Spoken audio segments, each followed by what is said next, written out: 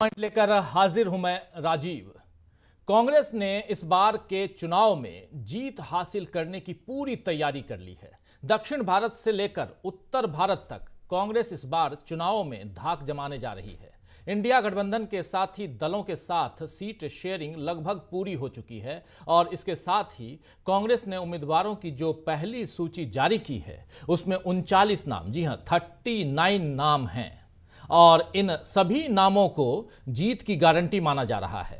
कांग्रेस की पहली लिस्ट देखकर समझ आता है कि इस बार जीत के लिए कोई कोर कसर कांग्रेस नहीं छोड़ रही है। अब सवाल यह है कि कांग्रेस की जीत की ऐसी पक्की तैयारी का सामना बीजेपी क्या केवल मोदी की बड़ी बड़ी बातों के सहारे कर पाएगी या फिर इन्हीं बातों में उलझकर बीजेपी हार के रास्ते पर बढ़ जाएगी। आपको बता दूं कि आज फिर से मोदी ने कांग्रेस को कोसते हुए कहा है कि कांग्रेस ने देश की सुरक्षा को खतरे में डाला। यह बात मोदी ने अरुणाचल प्रदेश में कही है। उससे पहले मोदी असम भी गए, जहां उन्होंने काजीरंगा की सैर की, वहां हाथियों से मिले। लेकिन उसी पूर्वोत्तर में, यह सब देख लीजिए, जो तस्वीरें आप देख रहे हैं, काजीरंगा वर्ल्ड हेरिटेज साइट, और यहां हाथियों से मुलाकात कर रहे हैं। गैंडा फोटो, ये हाथियों पर चढ़ के सवारी कर रहे हैं, ये सब आप देख रहे हैं। ये असम की तस्वीर है। प्रधानमंत्री नरेंद्र मोदी पिछली बार भी चुनाव से पहले 2019 में जिम कॉर्बेट में वहां एक फिल्म की शूटिंग कर रहे थे। इस बार यहां खुद शूटिंग करते हुए नजर आ रहे हैं। हाथियों को चारा खिला रहे हैं, सब कुछ यहां दिखाई दे रहा है, सैर कर रहे हैं। ये तमाम तस्वीरें आप देख रहे हैं। लेकिन इसी असम से थोड़ी ही दूरी पर मणिपुर है, पूर्वोत्तर का राज्य, आप जानते हैं। वहां जाकर वहां के लोगों से और पीड़ित महिलाओं से मिलने का वक्त मोदी को आज भी नहीं मिला। मोदी अभी एक राज्य से दूसरे राज्य घूम घूम कर करोड़ों की परियोजनाओं का उद्घाटन और शिलान्यास कर रहे हैं, क्योंकि जैसे ही चुनावों की घोषणा होगी इन सारे कामों पर रोक लग जाएगी।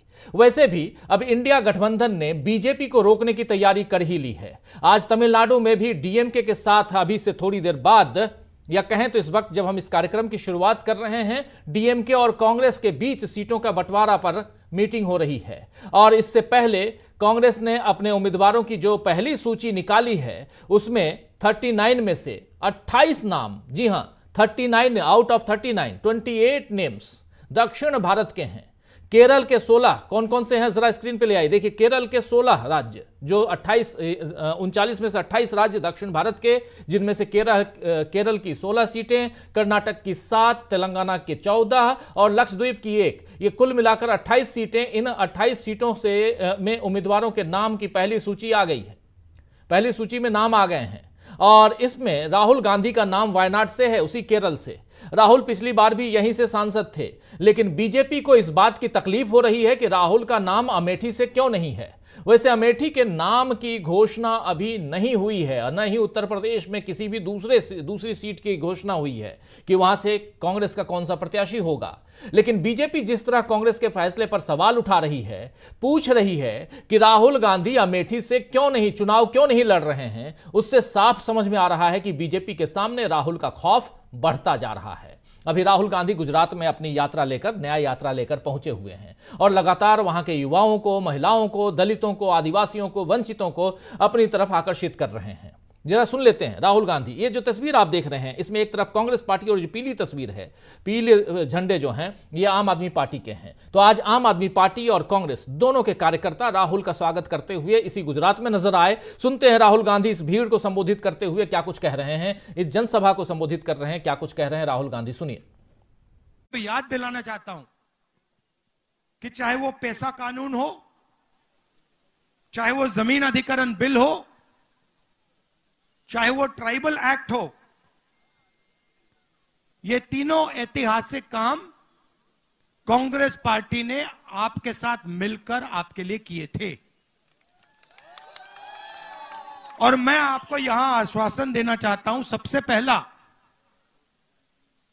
कि आप आदिवासी हो, आप वनवासी नहीं हो, और आपका जो हक है जल का, जमीन का, जंगल का, वो आपका है और कांग्रेस पार्टी वो आपको दिलवाएगी। और जो हमने जमीन अधिग्रहण बिल का कानून लागू किया था, फॉरेस्ट राइट एक्ट लागू किया था, उसको हम फिर से ठीक से इंप्लीमेंट करेंगे और जो आपको जमीन मिलनी चाहिए, जो आपका हक है, वो हम आपके हवाले करवा देंगे। तो राहुल गांधी को आप सुन रहे थे। राहुल गांधी पूरब से पश्चिम की तरफ बढ़ रहे हैं और कांग्रेस की जमीन उपजाऊ बना रहे हैं। उधर दक्षिण भारत में कांग्रेस बहुत मजबूत है और बीजेपी को दक्षिण में खाता खोलने के लाले पड़े हुए हैं। और अगर ऊपर से कांग्रेस दक्षिण से अगर बड़ी जीत हासिल कर ले तो बीजेपी की आधी हार इसी दक्षिण में तय हो जाएगी। बाकी बची हुई हार उत्तर प्रदेश, बिहार, महाराष्ट्र, ओडिशा, पश्चिम बंगाल जैसे राज्यों के समीकरणों से तय हो जाएगी। उत्तर प्रदेश में मायावती और ओपी राजभर, जी हां, ये दो नाम यहां आपके सामने रख रहा हूं, मायावती और ओपी राजभर की वजह से कोई बड़ा खेल आने वाले समय में हो सकता है। आप कहेंगे कि ओपी राजभर का नाम यहां क्यों ले रहे हैं? ओपी राजभर का नाम क्यों ले रहा हूं यहां पे, आगे बताता हूं। पिछली बार समाजवादी पार्टी के साथ मिलकर मायावती 10 सीटें ले आई थी 2019 में, जबकि एक अलग लहर थी, राष्ट्रवाद की लहर में वो उस पर सवार होकर मोदी 303 पार कर गए। और इस बार मायावती अकेले लड़ने पर ही जोर दे रही हैं अभी तक, आज की तारीख में, क्योंकि आज मायावती ने एक ट्वीट करके यह बात कही है। लेकिन अगर उनके सामने प्रधानमंत्री बनने का प्रस्ताव अगर आ गया तो क्या तब भी हाथी अकेला चलेगा या फिर इंडिया गठबंधन का कुनबा बढ़ जाएगा? यह देखना दिलचस्प होगा दोस्तों। वहीं राजभर, जी हां, ओम प्रकाश राजभर जिस तरह अपने पीले गमछे को शक्ति का प्रतीक, नया प्रतीक बता रहे हैं, उसे भगवा गमछाधारी लोग कैसे बर्दाश्त करेंगे और क्या यह बीजेपी में कलह पैदा करेगा, यह भी आने वाले समय में देखना होगा। यानी भगवा बनाम पीला गमछा कहां तक आगे बढ़ पाता है, यह देखना दिलचस्प होगा। चलिए उत्तर प्रदेश से थोड़ा और आगे बढ़ते हैं और बिहार पहुंचते हैं। बिहार में चिराग पासवान अभी तो एनडीए के साथ हैं, लेकिन ज्यादा सीटों का मोह यह साथ तोड़ सकता है और यह लग रहा है कि यह साथ कहीं टूट जाएगा। और थोड़ा इधर दक्षिण की तरफ बढ़ें, ओडिशा जानते हैं आप, ओडिशा में बीजू जनता दल और बीजेपी के बीच विधानसभा और लोकसभा के लिए सीट शेयरिंग यानी सीटों के बंटवारे की बात अब खत्म हो गई है। यानी बीजेपी वहां भी अकेली पड़ गई है। पश्चिम बंगाल में ममता बनर्जी के आगे बीजेपी की दाल नहीं गल रही है और अभी झारग्राम, जी हां सुन लीजिए, झारग्राम से बीजेपी सांसद कुनार हेम्ब्रम ने व्यक्तिगत कारण बताते हुए जिस तरह से बीजेपी छोड़ी है, आज ही यह खबर आई है कि बीजेपी का एक सांसद झारग्राम से उसने अपनी पार्टी से त्यागपत्र दे दिया है। उस पर भी अब सवाल उठ रहे हैं कि क्या वहां भी यानी पश्चिम बंगाल में भी बीजेपी का कुनबा घट रहा है, बिखर रहा है। चलिए और राजस्थान की तरफ बढ़ते हैं। राजस्थान में चूरू के सांसद राहुल कासवां, जी हां राहुल कासवां, वो भी इस बार टिकट न मिलने से काफी नाराज हैं, बेहद नाराज हैं और उन्होंने बगावत का ऐलान कर ही दिया है। उन्होंने अभी एक सभा की और उस सभा में जबरदस्त भीड़ थी। अब महाराष्ट्र में जरा उधर भी चलते हैं। महाराष्ट्र में नितिन गडकरी, एकनाथ शिंदे, अजीत पवार, इन सब को बीजेपी कैसे साधेगी ये भी देखना होगा। तो आज दोस्तों न्यूज पॉइंट में चर्चा करेंगे कि किस तरह बीजेपी के सामने अभी उलझे समीकरणों को सुलझाने की चुनौती है, जबकि इंडिया गठबंधन और कांग्रेस जीत के समीकरण को तैयार कर चुके हैं। दक्षिण से उत्तर तक कैसे जीत की तरफ बढ़ रही है कांग्रेस और इससे कैसे मजबूत होता जा रहा है इंडिया गठबंधन का कुनबा, आइए उसी पर आज चर्चा करेंगे। हमारे साथ कुछ वरिष्ठ साथी जुड़े हुए हैं, उन सबसे आपका पहले परिचय करवाता हूं और आगे बढ़ते हैं। हमारे साथ इस वक्त 5 वरिष्ठ साथी जुड़े हुए हैं। हमारे साथ श्रवण गर्ग साहब जुड़े हुए हैं, हमारे साथ प्रशांत टंडन जी जुड़े हुए हैं, समीरात्मज मिश्र जी जुड़े हुए हैं, प्रोफेसर रविकांत जी जुड़े हुए हैं हमारे साथ और अमलेंदु उपाध्याय जी जुड़े हुए हैं। आप सभी का स्वागत करता हूं, इस्तकबाल करता हूं। स्वागत इस्तकबाल आप तमाम दोस्त साथी शुभचिंतक आप सबका जो अब तक जुड़ चुके हैं, जो जुड़ने वाले हैं इस कार्यक्रम में। और सीधा प्रोफेसर रविकांत जी आपके पास बहुत सारी बातें रख चुका हूं। एक तरफ 39 सीट्स कल घोषणा होती है कांग्रेस की तरफ से और उसके बाद समीक्षाएं बहुत अलग अलग तरह से हो रही हैं। बीजेपी के खेमे में यह कहा जा रहा है कि देखिए राहुल गांधी तो भाग निकले, अमेठी पहुंचे ही नहीं और पहले ही उनकी माताजी रायबरेली छोड़ चुकी हैं, यानी ये लोग हार मान चुके हैं। ऐसी बातें बीजेपी की कुनबे की तरफ से। लेकिन दूसरी तरफ अगर समीक्षा की जाए तो बात कुछ और है, जो ऑलरेडी रख चुका हूं, जिसमें 28 सीटें, 39 में से 28 सीटों का जो ऐलान हुआ है, प्रत्याशियों का ऐलान हुआ है, वो दक्षिण भारत से हुआ है। उसमें सबसे बड़ा नाम राहुल गांधी का है। अगर आप दक्षिण भारत से थोड़ा और ऊपर आइए छत्तीसगढ़, तो वहां के पूर्व मुख्यमंत्री को भी मैदान में उतार दिया गया है। दक्षिण भारत में उसी केरल में केसी वेणुगोपाल पहली बार चुनाव लड़ते हुए दिखाई दे रहे हैं, बहुत मजबूत प्रत्याशी माने जा रहे हैं। ऐसे कई नाम हैं, कई चेहरे हैं।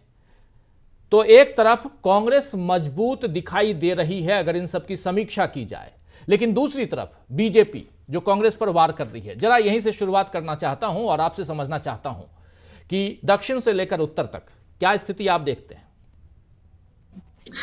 देखिए, बीजेपी और नरेंद्र मोदी जी भले ही कितना भी माहौल बनाने की कोशिश करें, लेकिन पिछले 2-3 नैरेटिव उनके पूरे तरीके से ध्वस्त हो चुके हैं। चाहे वो राम मंदिर का मुद्दा हो या इधर परिवारवाद का मुद्दा या 370 पार का नारा हो, लेकिन जमीनी हकीकत कुछ और है। जहां भी उन्होंने एनडीए को मजबूत करने की कोशिश की, वहीं रायता फैल गया। और आलम यह है कि उन तमाम लोगों के सामने वो एक तरह से घुटने टेक रहे हैं जिनकी वो कभी परवाह नहीं करते थे। जब भारतीय जनता पार्टी अकेले 370 सीटें जीत रही है, तो फिर तेलुगु देशम पार्टी की क्या जरूरत है, बीजेडी की क्या जरूरत है, ओम प्रकाश राजभर की क्या जरूरत है? दरअसल हकीकत कुछ और है, और इसको नरेंद्र मोदी जानते हैं, अमित शाह जानते हैं, और इसलिए हर तरफ से हर जगह जाकर के वो पेशबंदी कर रहे हैं। लेकिन उतने ही सधे अंदाज में इस समय इंडिया अलायंस की पूरी टीम, और मैं तो ये कहूंगा कि टीम की तरह पूरा इंडिया अलायंस इस समय मुस्तैदी के साथ अब दक्षिण से पहले शुरुआत की है कांग्रेस पार्टी ने। लोग बहुत सारे सवाल उठा रहे हैं कि अभी केवल इतनी ही सीटें क्यों? आपने ही अपने उसमें कहा कि उत्तर भारत में अभी बहुत कुछ बाकी है। क्या यह संकेत नहीं करता है कि अभी उत्तर प्रदेश में, उत्तर भारत में बहुत कुछ इंडिया अलायंस के साथ बहुत राजनीतिक दल आने वाले हैं? और इसीलिए मैं कई बार कह चुका हूं और अभी फिर कह रहा हूं कि मायावती की आने की संभावनाएं और ज्यादा प्रबल हो गई हैं। आज के ट्वीट से ही आप देखिए, क्यों आज ही वो ट्वीट आया।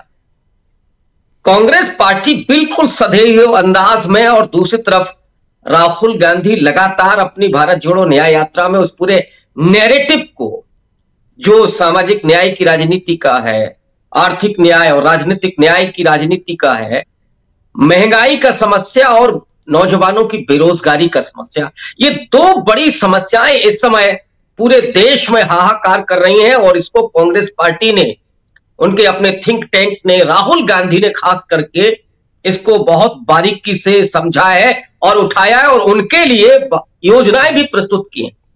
यहां सिर्फ समस्या उठाई नहीं जा रही है, बल्कि क्या करेगी कांग्रेस पार्टी, इंडिया अलायंस क्या करेगी सरकार बनाने के बाद, ये तमाम चीजें भी लेकर के आ रहे हैं कि हम 30 लाख नौकरियां कैसे देंगे, अनएम्प्लॉयमेंट के लिए भत्ता या और जो चीजें कैसे करेंगे, किसानों को एमएसपी की गारंटी देंगे, उसी तरह से महिलाओं, दलितों, पिछड़ों, आदिवासियों के साथ न्याय करेंगे। ये सारी बातें जब राहुल गांधी कह रहे हैं, और दूसरी तरफ वो अंबानी और अडानी का पूरा साम्राज्य है जो मोदी जी के पीछे खड़ा हुआ है जी।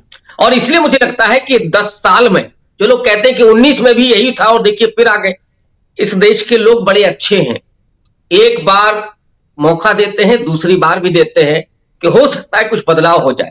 लेकिन मोदी जी ने दोनों बार निराश किया है किसानों को, मजदूरों को, मिडिल क्लास को, वो तबका जिसके घर में 2-2 बच्चे बैठे हैं और नौकरियां नहीं है, वो तमाम ऐसे लोग हैं जिनके पास पेंशन नहीं है। तो ये जो फेल्योर है 10 साल का, वो फेल्योर अब बिल्कुल सामने आ गया है। और इसलिए मुझे लगता है कि अब जनता की तरफ से वो आह्वान हो रहा है जिस पर राहुल गांधी आगे बढ़ रहे हैं। इंडिया अलायंस को जनता का पुश मिल रहा है, और यही चीज इंडिया अलायंस को मजबूत बना रही है, और मोदी और शाह के नीचे से जमीन भी खींच रही है। जी बिल्कुल।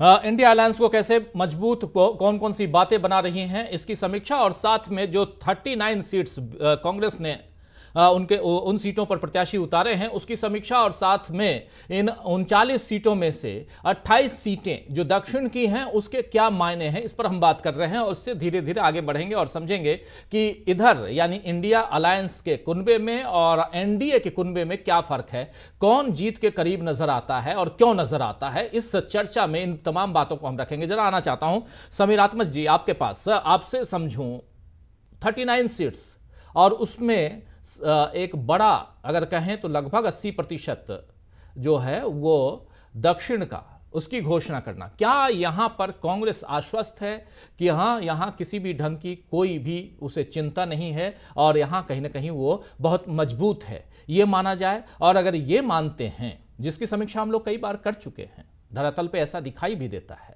ये माना जाए तो क्या यहाँ उत्तर भारत के लिए भी एक तैयारियां हैं, जोरदार तैयारी चल रही है? इसमें दूसरे दलों के आने की गुंजाइश भी दिखाई देती है? क्या कुछ दिखता है आपको,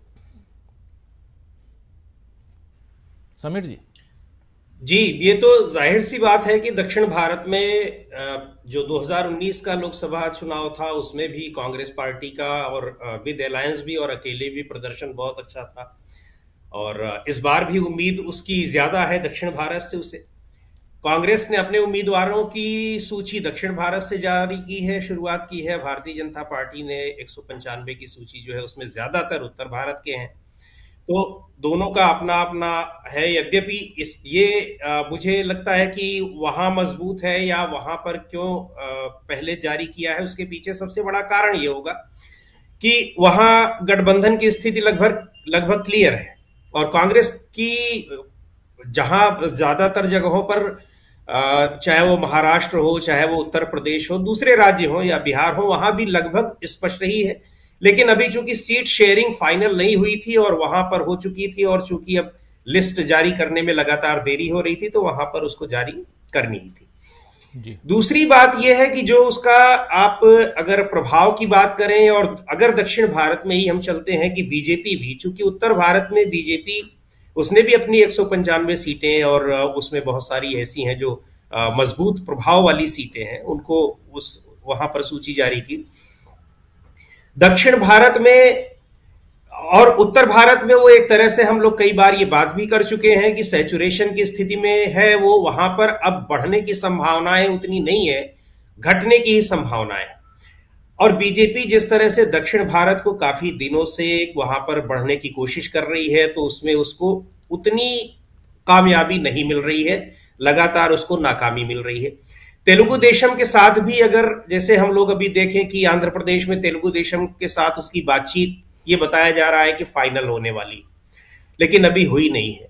और तेलुगु देशम के साथ अगर बातचीत फाइनल हो भी जाती है, तो तेलुगु देशम पार्टी खुद ही वहां पे लगभग कितने सालों से स्ट्रगल कर रही है सत्ता में आने के लिए भी, और लोकसभा में भी अपनी प्रेजेंस को बढ़ाने के लिए। पिछले लोकसभा चुनाव में शायद उसके पास 3 ही सीटें थी, कुल 25 में से 22 तो YSSRP ने ही जीत ली थी। अब लेकिन वो भी वहां पर बीजेपी को 5-6 सीटों पे शायद वो वहां देना चाह रही है, या जो कुछ भी है। तो यहां उनका जो इस बीजेपी का जो अपने सहयोगी दलों के साथ जो तालमेल है, तेलुगु देशम पार्टी के अलावा और कहीं भी ये नहीं दिखाई पड़ रहा है कि वो सीट शेयरिंग पे उनकी कोई बातचीत बन रही है। उसके पीछे एक कारण ये भी है कि जो अपने सहयोगी दलों के साथ बीजेपी का पिछले 10 सालों के भीतर जो व्यवहार हुआ है, क्योंकि उसके पहले का दौर ये था कि बीजेपी की वजह से ये सारे इन क्षेत्रीय दलों की वजह से बीजेपी मजबूत हुई।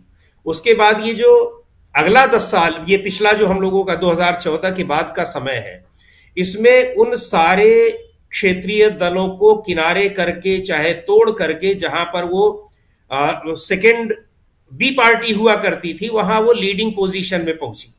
अब आप देखिए बीजेडी के साथ जो कोशिशें कर रही थी, और जाहिर तौर पर यह माना जा रहा है जो बीजेपी और उड़ीसा की पॉलिटिक्स को समझने वाले लोग हैं कि दोनों के बीच में गठबंधन का फायदा दोनों को ही मिल रहा था। लेकिन वहां भी अब आप ये देखिए कि जो पार्टी लगातार 5 बार से विधानसभा चुनाव जीत रही है, मुख्यमंत्री तक नहीं बदला गया है, और अभी भी कोई एंटी इनकम्बेंसी नहीं है, और लोकसभा में भी उसके पास ज्यादा सीटें हैं, बीजेपी के पास कम सीटें हैं। वहां वो विधानसभा में भी वो ज्यादा सीटें मांग रही है, और इतनी ज्यादा सीटें कि जो रूलिंग पार्टी है उससे कह रही है कि आप जो जीती हुई सीटें भी हैं, आप वो भी सीटों पर सीटें हैं वहां पर बीजेडी के पास, और बीजेपी कह रही है कि आप 100 सीटों से कम पर लड़िए।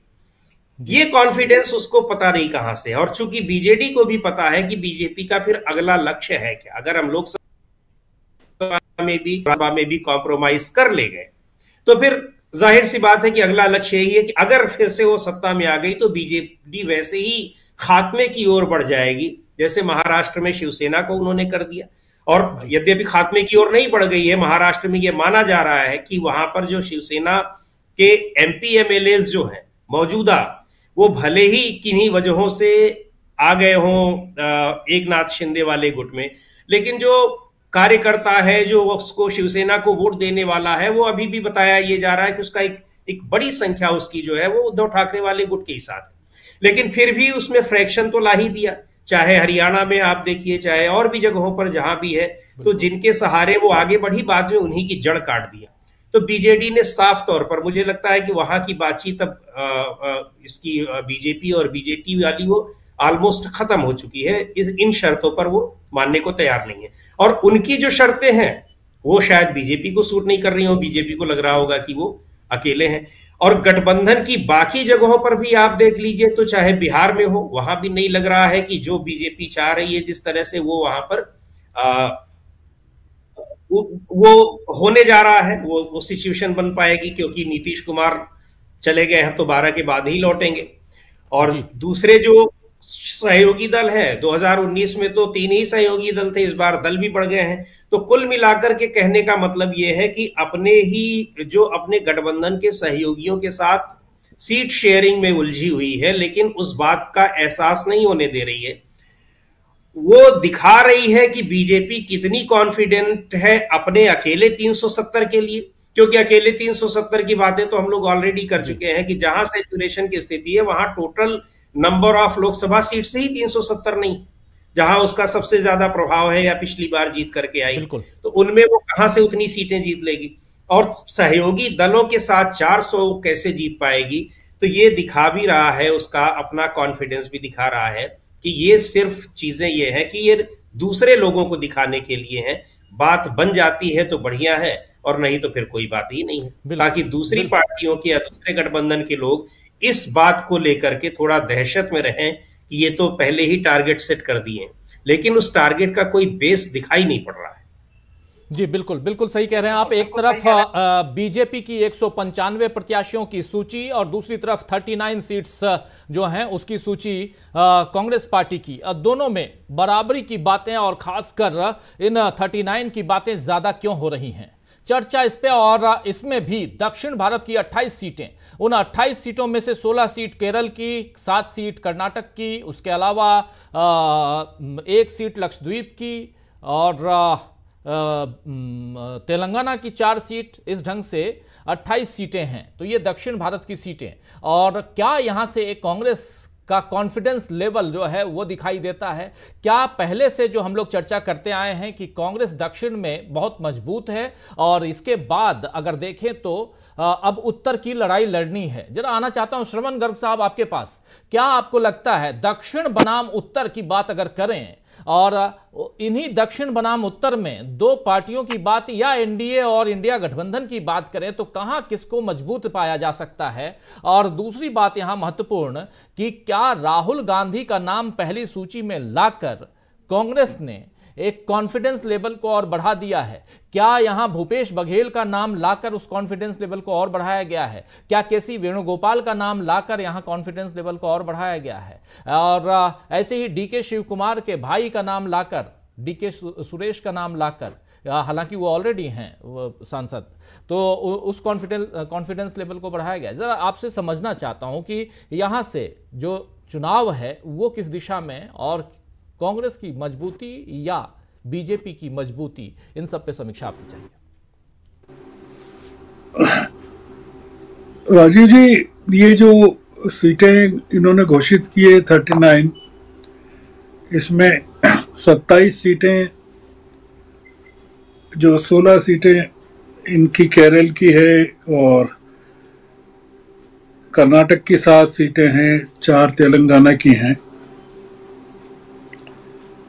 ये इम्पोर्टेंट है, काफ़ी इम्पोर्टेंट है। मैंने सब 39 सीटों को स्कैन किया है, जी। देखा है।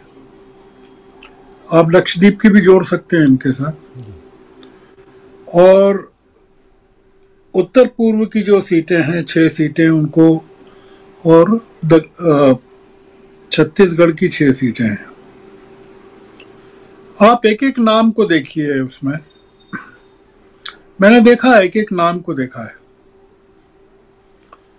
ये 39 की 39 सीटें कुछ इस तरह की हैं कि विनिंग कैंडिडेट्स की हैं, जो एक कॉन्फिडेंस जगाती है। कर्नाटक में बड़ी सिलेक्टेड सीट्स का अनाउंसमेंट किया है इन्होंने, पूरी सीटों का नहीं किया है। जैसे कर्नाटक में 28 सीटें हैं, सिर्फ 7 का किया उन्होंने, जो कि बहुत ही इंपॉर्टेंट सीटें हैं और इंपॉर्टेंट लोग हैं। जैसे आपने भी कहा, डीके शिव कुमार के भाई हैं उसमें और तमाम लोग हैं। एक मैसेज देने की कोशिश है कि हम क्या कर रहे हैं। केरल में आप देखेंगे कि इतने इंपॉर्टेंट लोगों को उन्होंने खड़ा किया है। जो एक तो है ही, वेणुगोपाल तो है ही, जिनको खड़ा किया उन्होंने। क्या कारण है ये? और राहुल गांधी ने अपने नाम की घोषणा वहां से कर दी है।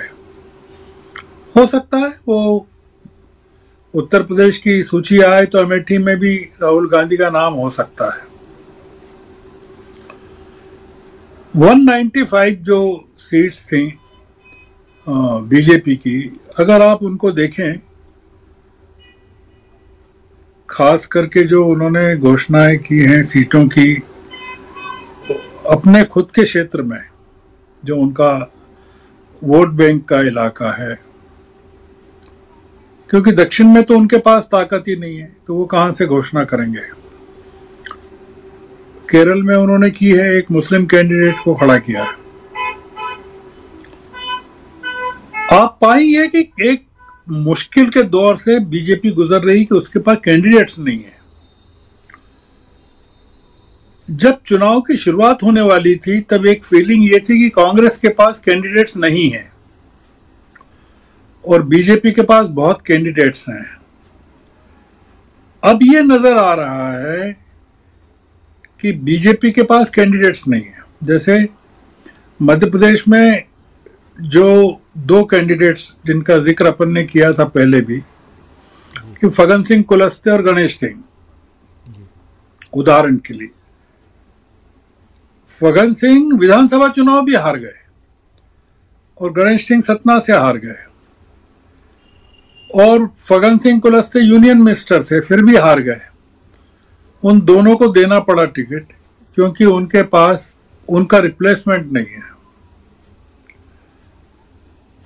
मध्य प्रदेश में 5 सीटें ऐसी हैं जहां अभी तय नहीं कर पा रहे हैं कि वो किसको दें, और 5 इंपॉर्टेंट सीटें हैं। धार का जो इलाका है या रतलाम का जो इलाका है जहां कांग्रेस भारी पड़ रही है, तो वहां उन्होंने डिफेक्शंस करवाए। अभी धार में डिफेक्शन करवाया, राजू खेड़ी का डिफेक्शन करवाया उन्होंने, आज ही करवाया, पूर्व विधायक का। आप 195 लोगों की अगर सूची देखें और 39 लोगों की सूची देखें तो आपको फर्क समझ में आ जाएगा कि भारतीय जनता पार्टी कितनी परेशान हो सकती है। और अभी तो इनकी सूची बाकी है। अब जो हम देख रहे हैं कि राजस्थान में गहलोत साहब को लड़वाया जा सकता है, पायलट को लड़वाया जा सकता है, जितने स्टालवर्ट्स हैं पूरे के पूरे कांग्रेस के, उनको लड़वाया जा सकता है। मध्य प्रदेश में जो नाम चल रहे हैं उसमें दिग्विजय सिंह के बेटे का नाम चल रहा है, प्रियव्रत का चल रहा है, दिग्विजय का खुद का चल रहा है। कांग्रेस अब कोई रिस्क नहीं लेना चाहती, और उसका एक बड़ा बुनियादी कारण यह है कि मध्य प्रदेश, राजस्थान, छत्तीसगढ़ में चुनाव हो चुके हैं विधानसभा के, और वो अपने सारे बड़े नेताओं को खड़ा कर सकती है, और वहां उनका कोई पार्लियामेंट में भी प्रतिनिधित्व नहीं है इस तरह का। इन राज्यों से, राजस्थान से कोई नहीं है, गुजरात से कोई नहीं है, मध्य प्रदेश से केवल नकुल नाथ हैं, तो उनको टिकट देने की बात चल रही है। गुजरात में भी आपने देखा ना अभी किस तरह का स्वागत हुआ गोधरा में, भरूच में।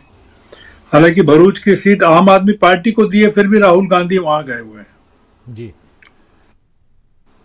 ये दो चीजें बताती है कि राहुल गांधी विपक्ष को भी जिताना चाहते हैं और कांग्रेस के लिए भी एक माहौल खड़ा कर रहे हैं। भरूच जाने की उनको जरूरत नहीं थी, वो अहमद पटेल का इलाका है, वहां कांग्रेस को टिकट नहीं दिया है, कांग्रेस के पास नहीं वो सीट। गुजरात में भावनगर और भरूच की सीट आम आदमी पार्टी को दे दी है। ये जो पूरा का पूरा नजर आ रहा है और जो आपने जिक्र किया कि एनडीए में किस तरह का संघर्ष चल रहा है, देखिए मैं इस बात से थोड़ा सहमत नहीं हूं कि ये जो तमाम लोग हैं ये एनडीए में नहीं आएंगे। अल्टीमेटली आएंगे, तेलुगु देशम भी आएगा, बीजेडी भी आएगा, सब लोग आएंगे क्योंकि इनके पास कोई ऑप्शन नहीं बचा है कहीं जाने के लिए। तेलुगु देशम पर की तो ये लोग घोषणा जो हो गई, तेलुगु देशम की घोषणा हो गई टीडीपी की। हाँ, घोषणा हो गई कि वो आ रही है जी।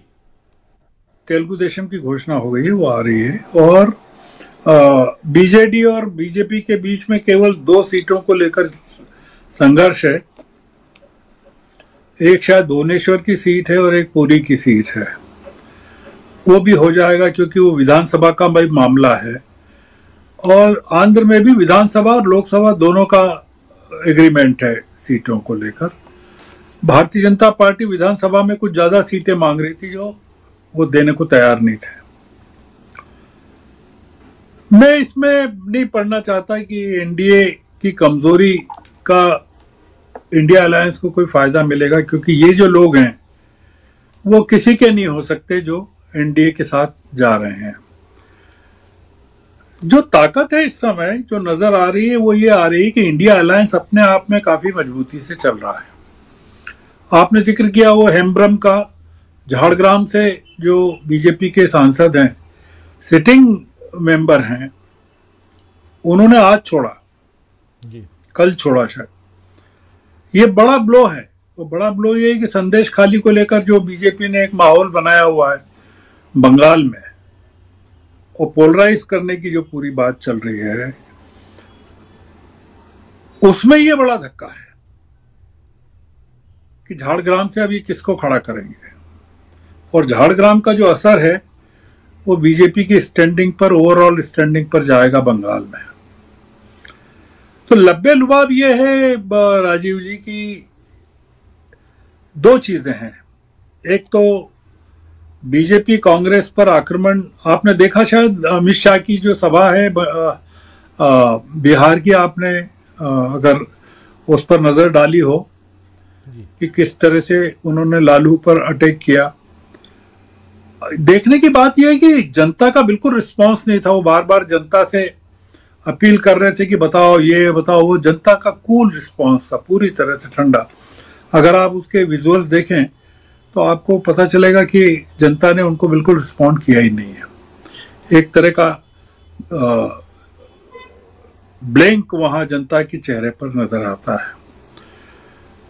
भारतीय जनता पार्टी को जो दिक्कत आने वाली है, मोटी तो दिक्कत जो आएगी वो बिहार में आएगी, बंगाल में आएगी और अब यूपी में भी आ सकती है, क्योंकि मायावती आएंगी। मैं इसको लेकर बहुत आश्वस्त नहीं हूं। मायावती आ ही नहीं सकती एनडीए ये इंडिया अलायंस के साथ।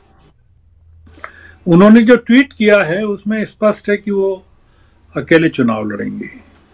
तो इसलिए वो अकेले चुनाव लड़के अगर इंडिया अलायंस को फायदा पहुंचाना चाहती हैं तो वो एक साइलेंट पैक्ट हो सकता है, जिसके बारे में अभी कहना मुश्किल है। ओपनली वो नहीं आ सकती क्योंकि बहुत सारे प्रेशर सभी काम कर रहे हैं।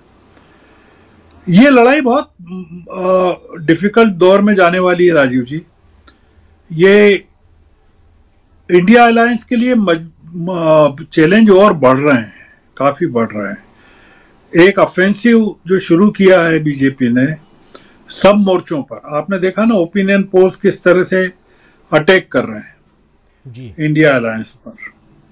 आपने देखा कि बीजेपी कैसे कांग्रेस पर अटैक कर रही है, आरजेडी पर अटैक कर रही है।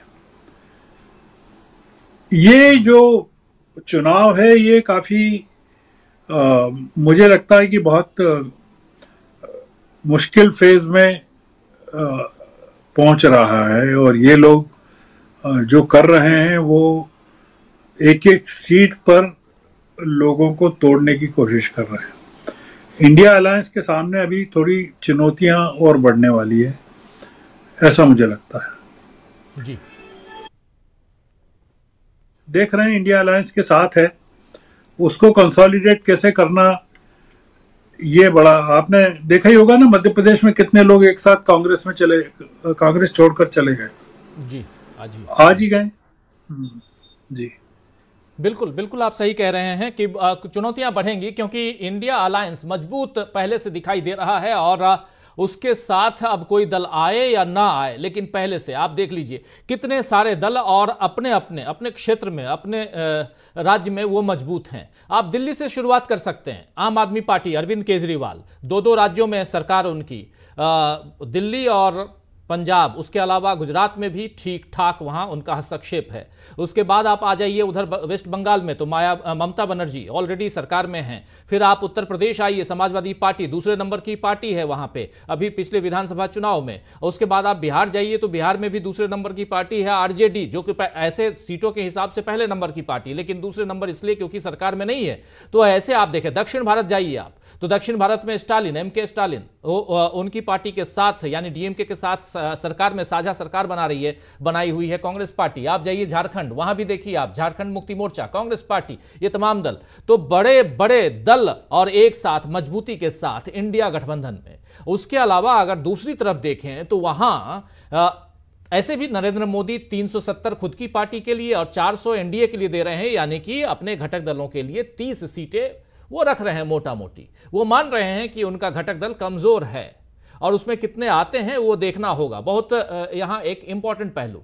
लेकिन साथ साथ अब जो दूसरा जो पक्ष है, जिसके बारे में जिस तरफ इशारा कर रहे हैं श्रवण गर्ग साहब, कि आने वाले समय में इंडिया गठबंधन के सामने ऐसी चुनौतियां पेश होंगी जिनमें ईडी, आईटी, सीबीआई, लोगों को तोड़ना, एक प्रेशर पॉलिटिक्स क्रिएट करना, जिसमें आज सुरेश पचौरी को हम इधर से उधर जाते हुए देख लिए। उससे पहले आपने देखा अशोक चौहान चले गए, उससे पहले मिलिंद देवड़ा को आपने देख लिया। ये तमाम नेता जो हैं बड़े बड़े नेता, और बिहार में आपने देख लिया नीतीश कुमार को।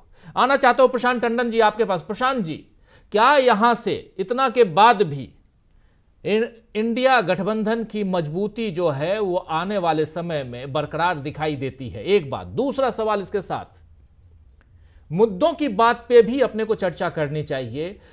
2014 का मुद्दा भ्रष्टाचार था, 2019 का मुद्दा राष्ट्रवाद था, 2024 का मुद्दा क्या है? दोनों बीजेपी के द्वारा क्रिएट किया गया, जिस लहर पे वो सवार हो गई। 2024 में बीजेपी किस लहर पे सवार है? यही राजीव जी सबसे बड़ा सवाल है कि बीजेपी आखिर किस मुद्दे पर चुनाव लड़ना चाह रही है। लेकिन पहले इंडिया गठबंधन एनडीए की बात कर दें। देखिए, मोदी जी ने थोड़ा लेट शुरुआत की है। याद होगा कि जब बेंगलोर में इंडिया गठबंधन बन रहा था, उसका नाम आ रहा था, तब मोदी जी ने भी एक एनडीए की अशोका होटल में पार्टी रखी थी और फोटो खिंचा था, जिसमें 20-22 पार्टियां तो चुनाव भी नहीं लड़ती थी। लेकिन अब आप देखिए, उस अशोक होटल की मीटिंग में बीजेपी नहीं था, टीडीपी नहीं था, अकाली दल नहीं था, राजभर नहीं थे, उसमें तमाम दल नहीं थे जो अब हो गए। तो इन्होंने लेट शुरुआत की है। और दूसरी बात राजीव जी, बड़ी ऑब्जेक्टिविटी के साथ मैं कह रहा हूं कि हम पत्रकार और विश्लेषक भी, जब समाजवादी पार्टी और कांग्रेस के गठबंधन की बात आती है तो हम तमाम तरीके के विश्लेषण करते राजीव जी, कि कार्यकर्ता कैसे काम करेंगे, सीटों का तालमेल क्या होगा, कार्यकर्ताओं में सिनर्जी होगी कि नहीं होगी, तालमेल होगा कि नहीं होगा। लेकिन जब बीजेपी किसी के साथ गठबंधन करती है तो किसी मीडिया में, न इधर वाले में न उधर वाले में, ये एनालिसिस नहीं होती है। मतलब बीजेपी ने गठबंधन कर दिया तो वो लॉक हो गया कि हाँ भाई उनको फायदा ही हो रहा है। तो हम लोग ये चर्चा नहीं करते कि बीजेडी और बीजेपी का अगर गठबंधन होगा तो उनके कार्यकर्ता आपस में कैसे काम करेंगे। तेलुगु देशम पार्टी और बीजेपी के कार्यकर्ता आपस में कैसे काम करेंगे, तालमेल होता है। तो टीडीपी के कार्यकर्ता राजीव जी वैचारिक रूप से बीजेपी के मुखालिफ है। नेता चला जाएगा बात अलग है, एजेंसियों के डर से, एसपी वजह से, लेकिन जो जमीनी कार्यकर्ता है वो जमीनी कार्यकर्ता तो बीजेपी के खिलाफ राजनीति करके जीवित है वहां, तो वो कैसे जुड़ेगा एक साथ। इसलिए मैं कह रहा हूं कि जब तक आप सिनर्जी लेवल की बातें दोनों तरफ होनी चाहिए। मुझे लग रहा है कि सिर्फ गठबंधन बना के हेडलाइन क्रिएट करना, हेडलाइन क्रिएट करके आप एक ही दिन चलती वो हेडलाइन। अब सुरेश पचौरी जी गए हैं, एक हेडलाइन है वो केवल। कल चर्चा उनकी ना आप करेंगे ना हम करेंगे ना ही मीडिया करेगा, बीजेपी का ही मीडिया नहीं करेगा पचौरी जी की चर्चा।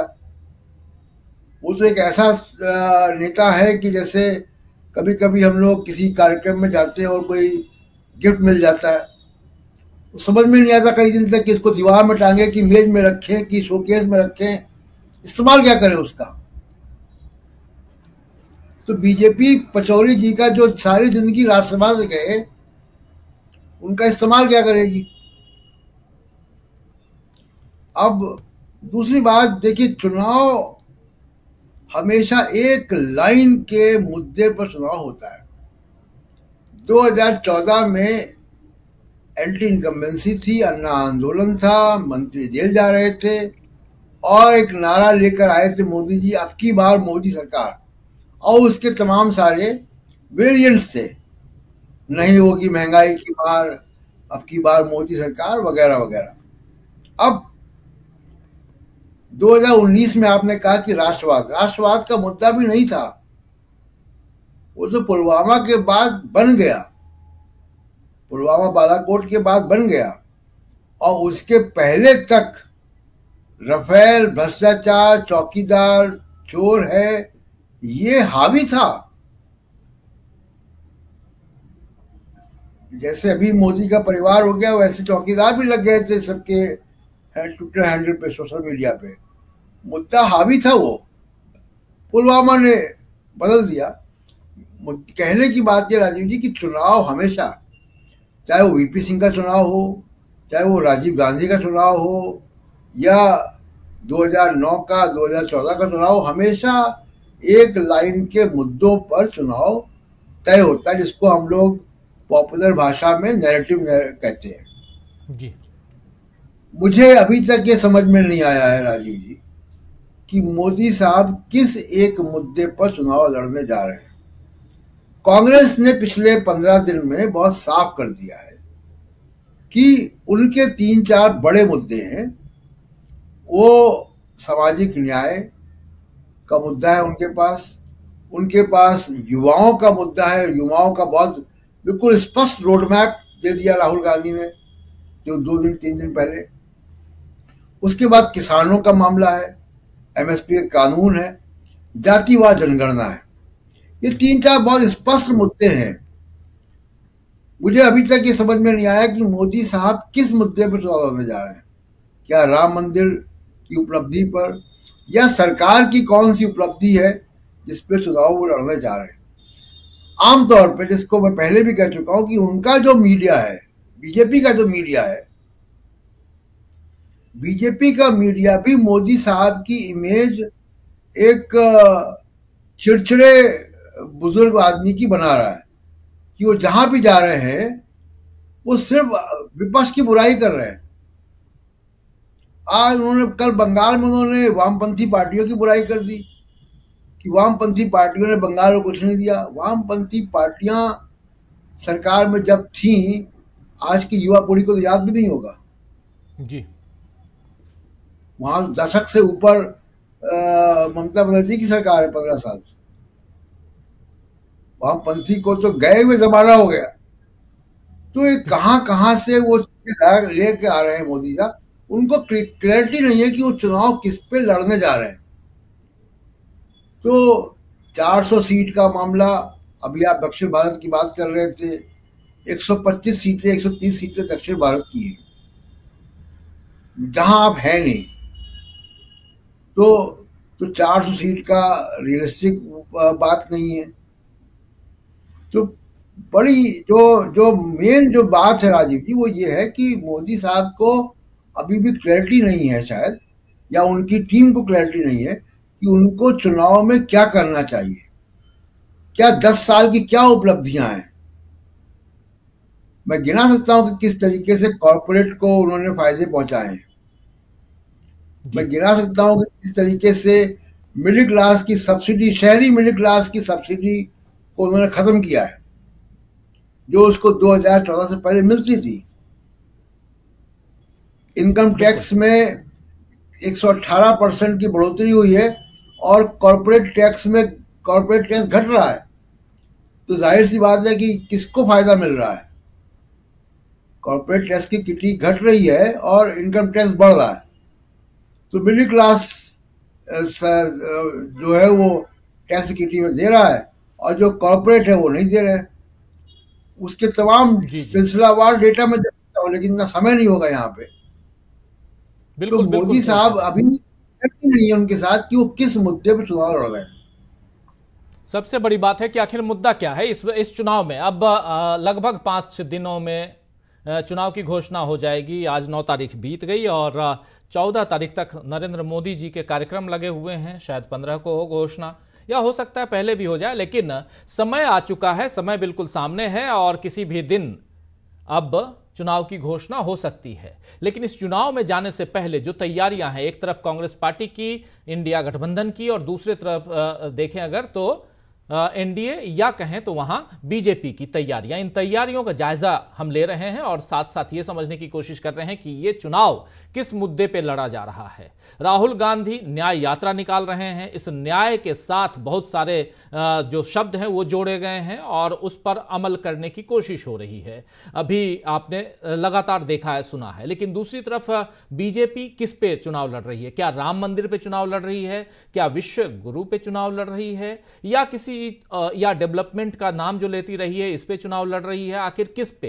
या सिर्फ और सिर्फ ऐसे ही भूल भुलैया पे चुनाव जीत जाएंगे, 370 400 पार कर जाएंगे? ये बातें हैं और इनकी समीक्षा जरूरी है जो हम यहां कर रहे हैं। साथ साथ ये भी जानने की कोशिश कर रहे हैं कि मात्र 39 सीट्स देकर कांग्रेस पार्टी ने क्या यहां मैसेज देने की कोशिश की और इन 39 सीट्स पर प्रत्याशियों को उतारकर कांग्रेस पार्टी ने क्या यहां एक मैसेज दिया है, ये सब हम यहां समझ रहे हैं। लेकिन अमलेंदु उपाध्याय जी, जल्दी से आपके पास आता हूं। अमलेंदु जी, आप क्या कुछ देख रहे हैं? 39 सीट से लेकर उत्तर भारत पूरा, दक्षिण से उत्तर तक कांग्रेस ने कर ली जीत पक्की या जीत की तैयारी, जो भी कह ले हम लिख रहे हैं, और इसमें कितना दम आपको दिखाई देता है? दक्षिण और उत्तर की बात लगातार इस पर समीक्षा करते आए हैं। दक्षिण में क्या कुछ देखते हैं आप? टीडीपी के साथ बीजेपी का गठबंधन हो गया है, बीजेडी और बीजेपी के बीच गठबंधन नहीं हो पाया है, वो फेल हो गया है अभी तक कहा जा रहा है। लेकिन वो फेल हो पास हो, अलाई तो है ही। जब भी जरूरत पड़ती है यहां लोकसभा और राज्यसभा में बीजेडी जो है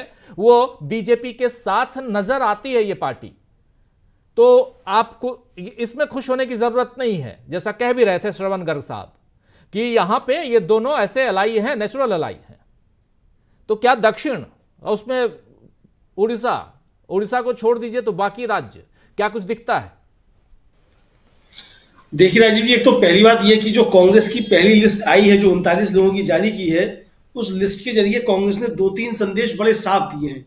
एक तो संदेश जो उसने दिया है वो अपना इंटरनल दिया है, केसी वेणुगोपाल को केरल से चुनाव लड़ाने की घोषणा करके कि मल्लिकार्जुन खड़गे के बाद संगठन में सबसे बड़ा पद जो है वो एक तरीके से कहा जाए वो केसी वेणुगोपाल के पास है।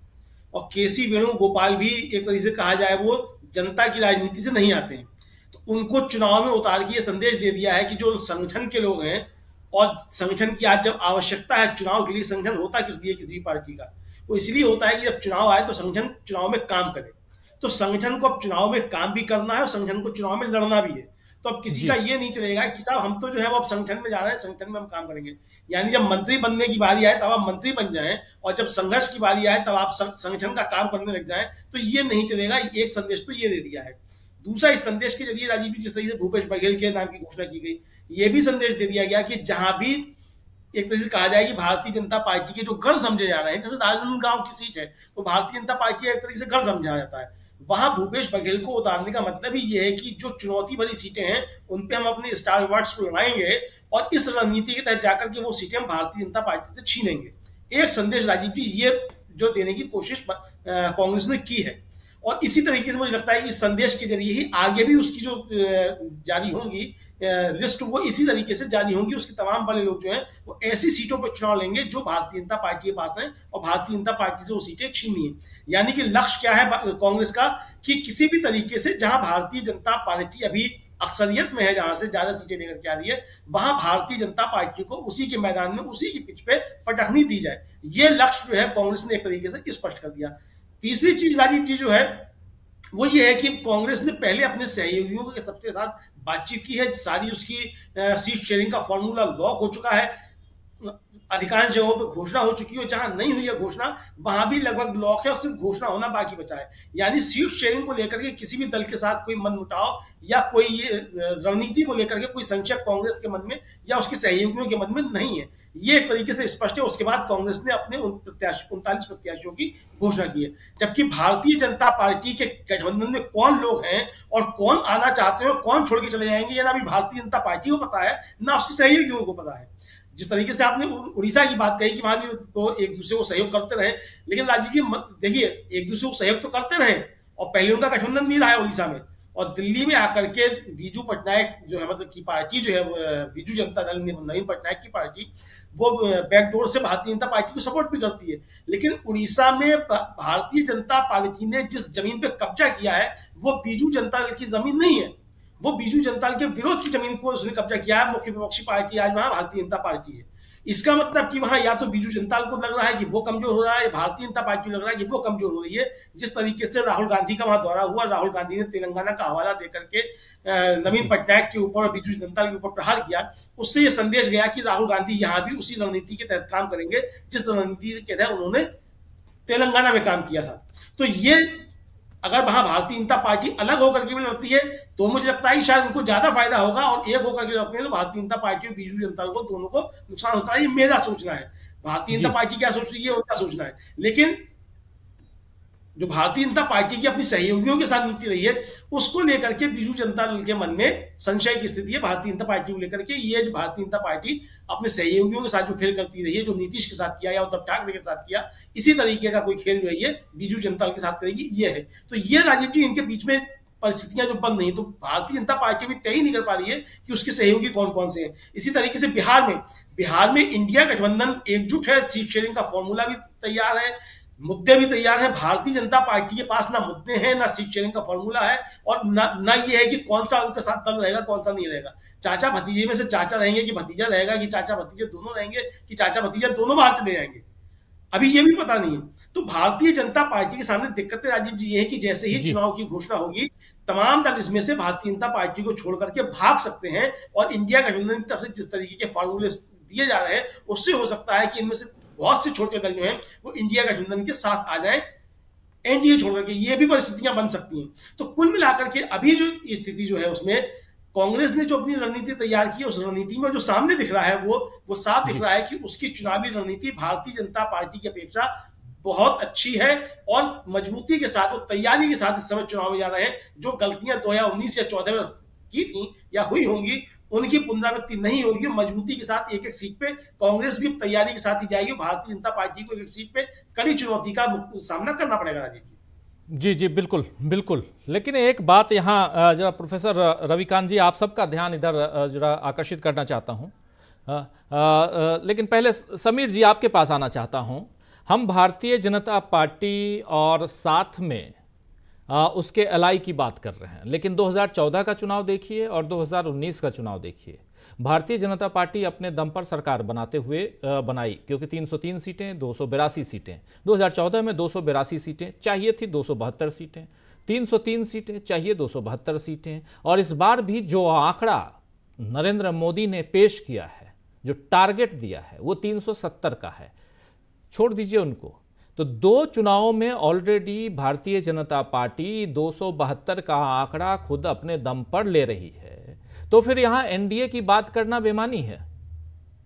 और अगर ऐसा है तो फिर बीजेपी बनाम इंडिया की अगर हम बात करते हैं, तब इसकी अगर तुलना, अगर इसकी समीक्षा की जाए, हम भूल जाए बीजेडी, भूल जाए, क्योंकि कई लोग जो, देखिए 2 तरह की बातें आती हैं, मैं आप लोगों को चाहता हूं कि उस पर भी चर्चा करना चाहिए। एक तो ओपिनियन पोल, जिसके बारे में श्रवण गर्ग साहब कह भी रहे थे, ओपिनियन पोल जो है उसकी बाढ़ आ गई है, उस पर चर्चा होनी चाहिए। दूसरी चीज, ओपिनियन पोल के जरिए भी एक माहौल बनाने की कोशिश हो रही है, फेक ओपिनियन पोल्स पेश किए जा रहे हैं। अच्छा, दूसरी बात यहां पे कि जब आप ऑलरेडी अपने दम पे 272 के आंकड़े को पार कर रहे हैं, या जो लोग नहीं, मतलब अगर बहुत हाथ को टाइट करके भी अगर कह रहे हैं तो कह रहे हैं 220 सीटें, 250 के अंदर बीजेपी सिमट जाएगी। अगर 250 के अंदर, 220 के अंदर, या 200 पे भी अगर आ जाती बीजेपी, तो वो सरकार बना लेगी, कुछ इधर से खरीदेगी, कुछ उधर से खरीदेगी। मायावती नहीं गई तो उनके पास 10 सीटें अगर होंगी तो वो ले जाएगी, या उधर बीजेडी के लोग आ जाएंगे। तो इसलिए समीक्षा जो जरा चाहता हूं आप तमाम साथी कि जरा समीक्षा उस दिशा में हम लोग ले चलें कि बीजेपी बनाम इंडिया, यहां पर बीजेपी की रणनीति, यहां इंडिया की रणनीति, जिसमें कांग्रेस भी है, बाकी तमाम दल। समीरात्मक जी।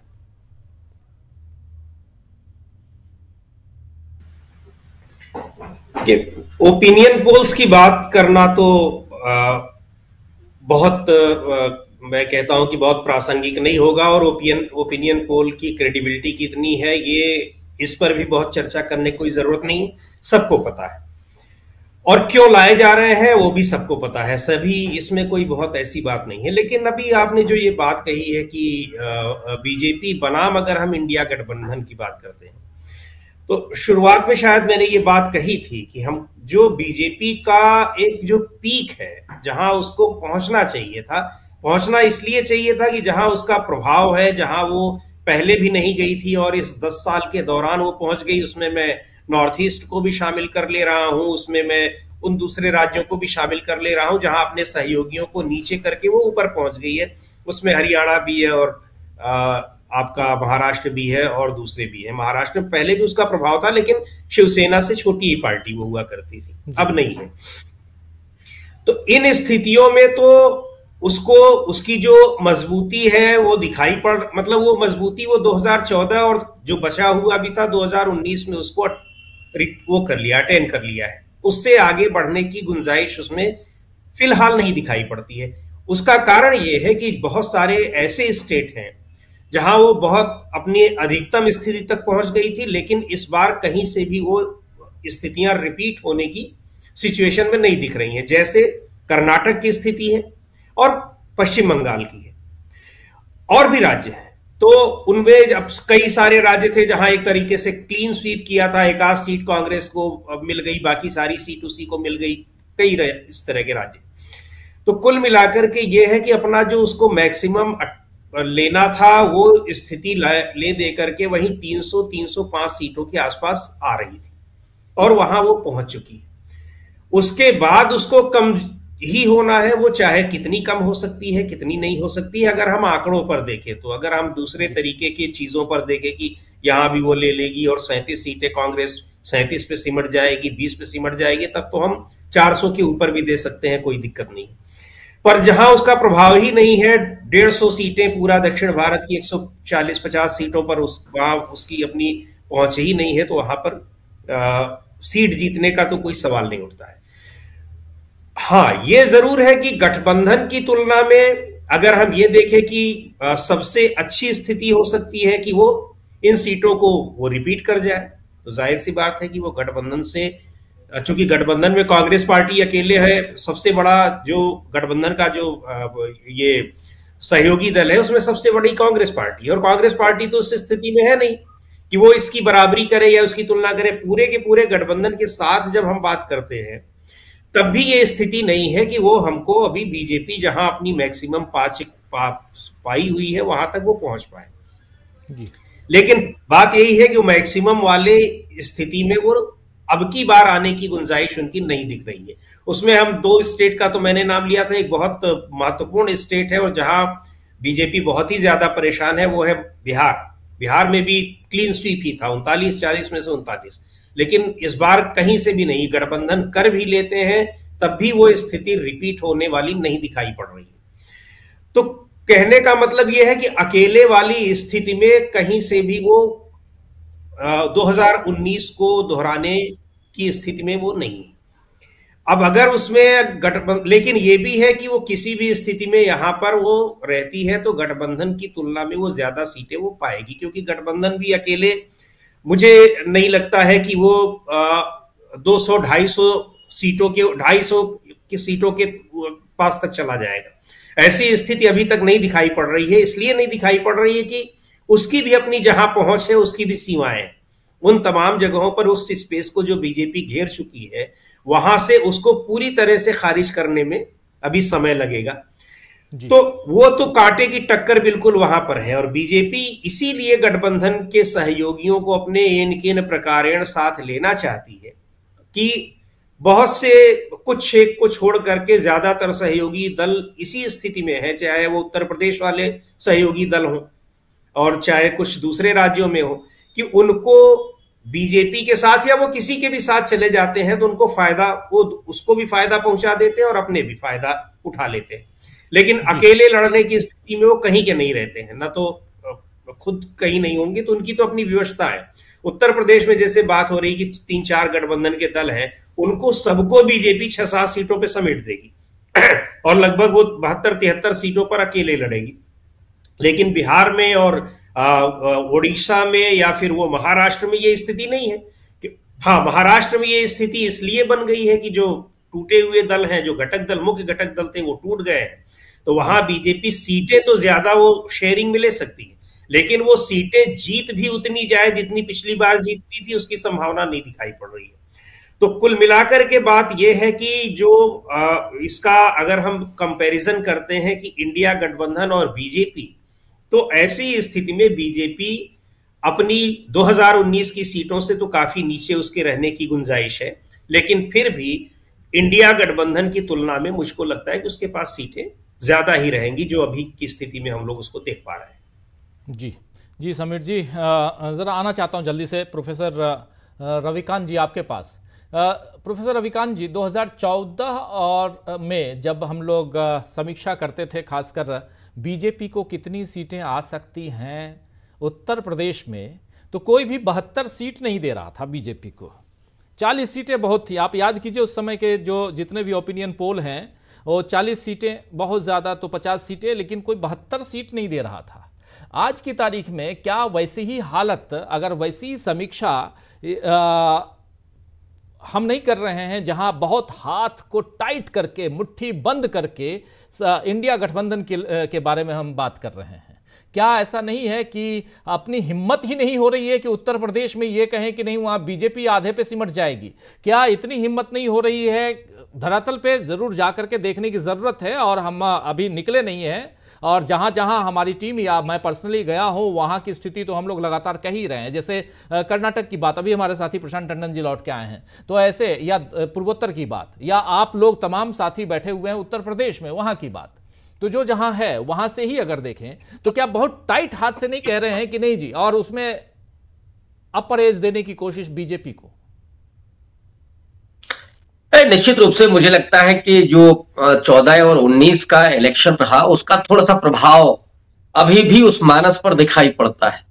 जबकि 10 साल की एंटी इनकम्बेंसी और यूपी में तो डबल इंजन की एंटी इनकम्बेंसी है।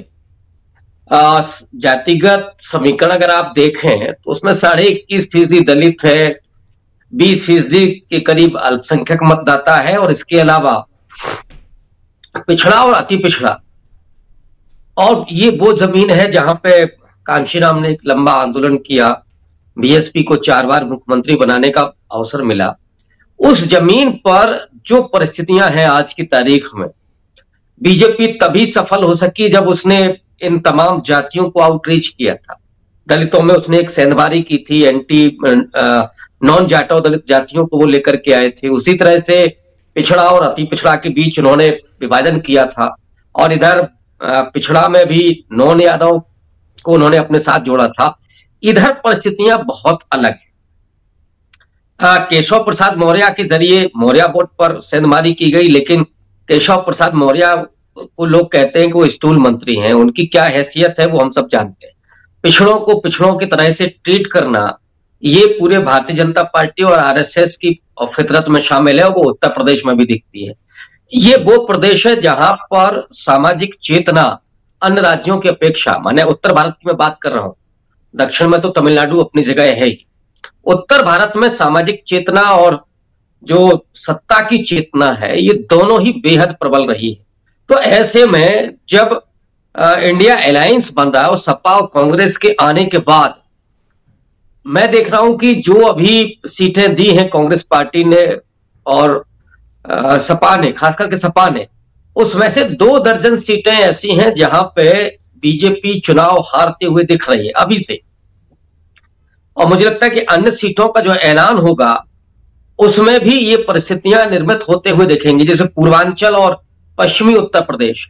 ये 2 ऐसे भूभाग हैं जहां पे यादव, मुस्लिम और दलित, अगर इसमें बीएसपी आती है तो 40 सीटें लेना, प्राप्त करना बीजेपी के लिए बहुत टेढ़ी खीर हो जाएगा। अभी स्थिति यह है कि वो 50 और अब कह सकते हैं कि 2 दर्जन सीटें तो सपा और कांग्रेस के पास अभी से दिख रही हैं, लेकिन राहुल गांधी और मल्लिकार्जुन खड़गे की अभी यहां कोई उस तरह की सभा नहीं हुई है। राहुल जी जरूर निकले हैं, तो इसका असर भी होगा आने वाले दौर में। और बीजेपी का कोई भी नैरेटिव टिकाऊ नहीं है। राम मंदिर का इतना बड़ा मुद्दा वो भी फ्लॉप शो में तब्दील हो गया। तो बीजेपी के पास ले दे करके है क्या कि आप केवल जातियों का समीकरण संतुलन बनाए। इसीलिए वो संजय निषाद को अपने साथ रखे हुए हैं और प्रकाश राजभर को उन्होंने जोड़ने की कोशिश की है। लेकिन आप जो अपर ओबीसी है, इसमें कुर्मी है, कुशवाहा है या आपका यादव है, ये जो जाट पश्चिमी उत्तर प्रदेश में जो नाराज है किसान आंदोलन की वजह से या महिला पहलवानों का जो उत्पीड़न हुआ उसकी वजह से, तो ये तमाम ऐसे फैक्टर हैं जो भारतीय जनता पार्टी को बहुत कमजोर विकेट पर दिखा रहे हैं। हाँ, ये जरूर है कि प्रशासनिक मशीनरी का दुरुपयोग हो सकता है और भी जो 2 तमाम तरह के प्रपंच होते हैं, वोट के बदले नोट का जो खेल चलता है, मध्य प्रदेश में भी जो चला, जिसकी संभावनाएं यहां पे भी हैं और कई बार नोट पकड़े भी जाते हैं, तो ये भी खेल हो सकता है। लेकिन इसका मतलब ये नहीं है कि बीजेपी यहां 60 और 70 सीटें जीतने जा रही है। बीजेपी की अपनी मुश्किलें हैं, वो इस बात को समझते हैं। मुझे लगता है कि बीएसपी अगर आती है तो बीजेपी यहां 40 के नीचे सिमटेगी, और अगर बीएसपी नहीं भी आती है, जो मोमेंटम इस समय बना है दलित पीएम का, खड़गे जी अगर मायावती नहीं आती है तो ऑब्वियस है कि खड़गे जी को विपक्ष आगे करेगा। तो इस मोमेंटम का फायदा खड़गे जी के जरिए कांग्रेस पार्टी उठाएगी, और वो भी मुझे लगता है कि कई मोर्चे पर इंडिया अलायंस के लिए फायदेमंद साबित होगा। तो उत्तर प्रदेश ऐसा नहीं है कि बीजेपी के लिए बहुत आसान है, ये बहुत कठिन होने जा रहा है। और मुझे लगता है कि इसमें इंडिया अलायंस को एक अच्छी खासी सफलता मिलती हुई दिखाई पड़ रही। जी गर्ग साहब, आपके पास आना चाहता हूं, जरा आपकी भी समीक्षा सुनना चाहता हूं। जरा बीजेपी बनाम इंडिया, और उसमें भी उत्तर प्रदेश जैसा राज्य, बिहार जैसा राज्य, उधर गुजरात में भी राहुल गांधी हैं, और भरूच और भावनगर की बात आप बता ही रहे थे, और आज भरूच में थे राहुल गांधी, जहां की तस्वीरें अभी थोड़ी देर पहले हम देख रहे थे, और 2 सीटें दी हुई हैं आम आदमी पार्टी को। उस राज्य की बात करें, मध्य प्रदेश में आप हैं, मध्य प्रदेश की बात करें तो ये तमाम राज्यों की जो इधर की जो लगभग 250 सीटें हैं, इनकी अगर बात की जाए तो यहाँ बीजेपी बनाम इंडिया गठबंधन, क्योंकि इंडिया गठबंधन के तमाम दल इधर से मैक्सिमम इधर से ही हैं, तमिलनाडु को छोड़ दें तो इधर वाले उत्तर भारत वाले। तो यहाँ पर आज की परिस्थिति, आज की स्थिति क्या नजर आती है, और क्या सचमुच यहाँ बहुत मजबूत दिखाई देता है इंडिया गठबंधन? क्या साथ साथ बहुत कड़ी टक्कर दिखाई देती है इंडिया और बीजेपी के बीच? क्या कुछ दिखता है? मैं दो तीन चीजें कहना चाहता हूं। जो एक मुद्दा जो उठाया गया कि इशू क्या है, मतलब बीजेपी के पास मुद्दा क्या है लड़ने का, वो बड़ा इंपॉर्टेंट सवाल है। अमित शाह ने मैंने अभी जिक्र किया था, पटना में एक रैली जो उन्होंने अभी संबोधित की जी, वो बड़ी सिग्निफिकेंट है। उन्होंने बताया कि इंडिया अलायंस के किस किस आदमी और परिवार के किस किस आदमी पर भ्रष्टाचार के आरोप हैं। लिस्ट पढ़ी उन्होंने, उसमें अब उन्होंने गलती से बोल दिया या उनके पास ऐसी जानकारी है कि कांग्रेस को उन्होंने लैंड फॉर रिक्रूटमेंट में शामिल कर लिया। जो उन्होंने पढ़ रहे थे वो लालू जी के परिवार के बारे में पढ़ा उन्होंने, और गांधी परिवार के बारे में पढ़ा। जितने लोग हैं इंडिया अलायंस के, सबके बारे में उन्होंने पढ़ा। और उन्होंने ये कहा कि नरेंद्र मोदी 23 साल से सत्ता में है गुजरात में और दिल्ली में, उनके ऊपर 25 पैसे का भी भ्रष्टाचार का आरोप नहीं है। तो उन्होंने कहा कि आपको नरेंद्र मोदी को वोट किस लिए देना चाहिए, क्योंकि नरेंद्र मोदी सबसे ईमानदार आदमी है। जो मुद्दा है बीजेपी के पास या मोदी जी के पास, वो परिवारवाद और भ्रष्टाचार का मुद्दा है। एक तो बात ये है, अपन उस पर बाद में आएंगे कि इसको काउंटर कैसे करना जी। पर जो एक सवाल आपने उठाया या सब लोग उठाते हैं कि उनके पास क्या मुद्दा है, ये मुद्दा वही है जो 2014 में था कि मनमोहन सिंह की सरकार भ्रष्ट है। कोयला घोटाला, 2G घोटाला, 3G घोटाला, आज भी उन्होंने गिनाया ये सब कांग्रेस के बारे में। 2G घोटाले में तो सब साफ हो गया, उन्होंने कहा फर्जी था, कोई था ही नहीं उसमें। विनोद राय ने खुद ने जो स्वीकारोक्ति की। इस प्रोपेगेंडा को कैसे काउंटर किया जाए, ये एक बड़ा चैलेंज इंडिया अलायंस के सामने यह है। और कौन करेगा या कर रहे हैं क्या? कौन करेगा, कर रहे हैं क्या?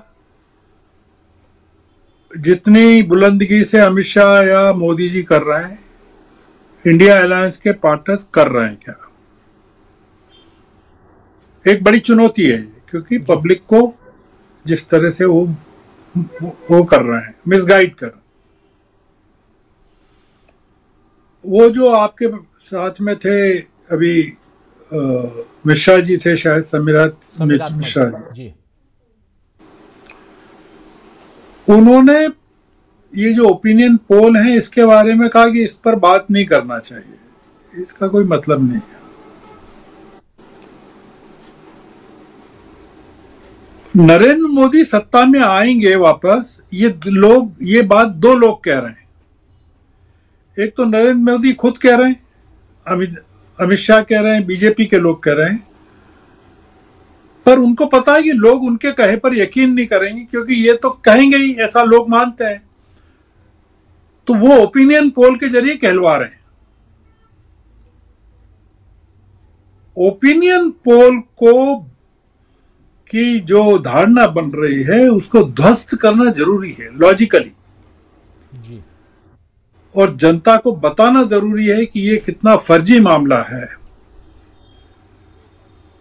अंग्रेजी के दो चैनल